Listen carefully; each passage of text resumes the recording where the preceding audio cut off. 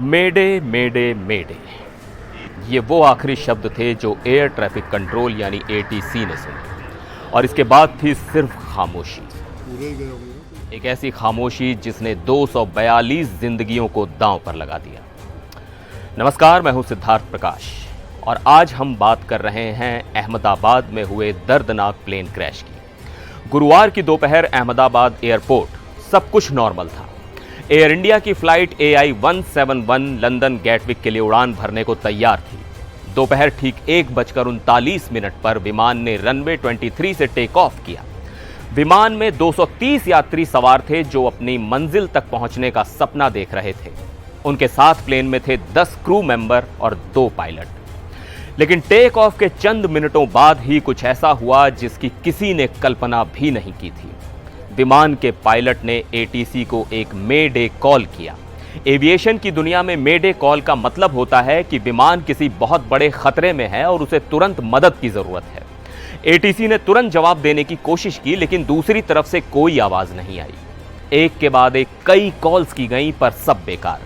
वो विमान रडार से गायब हो चुका था। कुछ ही मिनटों बाद खबर आई जिसने सबको दहला दिया। वो विमान एयरपोर्ट के पास ही मेघानी नगर इलाके में क्रैश हो गया था। विमान जैसे ही जमीन पर गिरा, एक जोरदार धमाका हुआ और उसमें आग लग गई। काले धुएं का एक विशाल गुबार आसमान में छा गया जिसे देखकर लोग दहल गए। चश्मदीदों के मुताबिक मंजर बेहद खौफनाक था।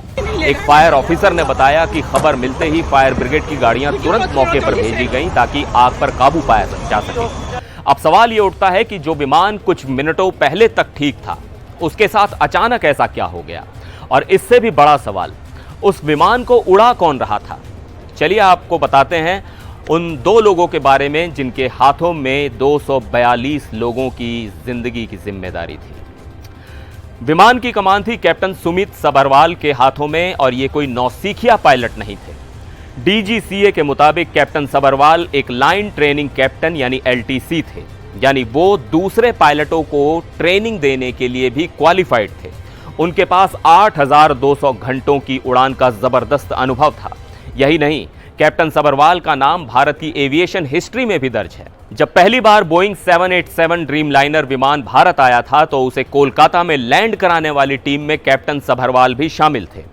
उनके साथ कॉकपिट में थे फर्स्ट ऑफिसर यानी को पायलट क्लाइव कुंदर। उनके पास भी 1100 घंटों का फ्लाइंग एक्सपीरियंस था। तो आप समझ सकते हैं कि कॉकपिट में 2 बेहद काबिल पायलट मौजूद थे, जिनमें से एक तो सुपर एक्सपीरियंस थे।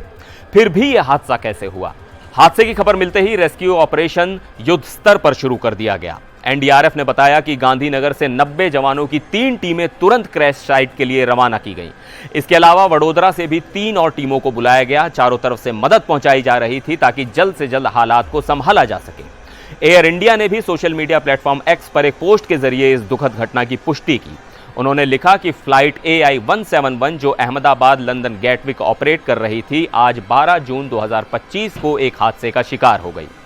तो एक अनुभवी पायलट, एक रूटीन फ्लाइट, टेक ऑफ के बाद एक मे डे कॉल और फिर सब कुछ खत्म। यह हादसा कई बड़े सवाल खड़े कर रहा है। क्या विमान में कोई तकनीकी खराबी आई थी?